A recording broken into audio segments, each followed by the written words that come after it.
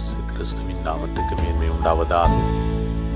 ஏசாயா தீர்க்கதரிசியின் புஸ்தகம் 62வது அதிகாரம் வசனம் 2 இப்படியாய் சொல்லப்படுகிறது. ஜாதிகளும் நீதியையும் சகல ராஜாக்களும் உன் மகிமையையும் காண்பார்கள்.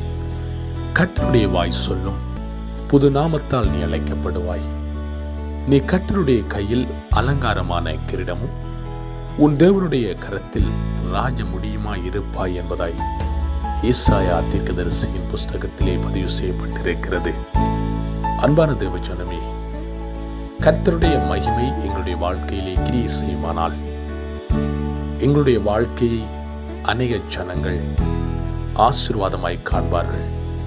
கர்த்தருடைய ஆவியானவர் எங்களுடைய வாழ்க்கையிலே அசைவாடுவாரானால் கர்த்தரை அறியாத ஜனங்கள் கர்த்தருடைய ஆவியானவரை அறிந்து கொள்வதற்காய் எங்களிடத்தில் வருவார்கள். அன்பான தேவஜனமே, நாங்கள் கர்த்தரை பின்பற்றி கர்த்தருடைய வார்த்தைகளை ஏற்றுக்கொண்டு வாழும் பொழுது கர்த்தருடைய ஆவியானவர் எங்களுடைய வாழ்க்கையிலே அசைவாடுகிறவராயிருக்கிறார். ஆண்டவராய் இயேசு கிறிஸ்து உங்களை ஆசீர்வதித்து உங்களை பாதுகாப்பாராக. God bless you.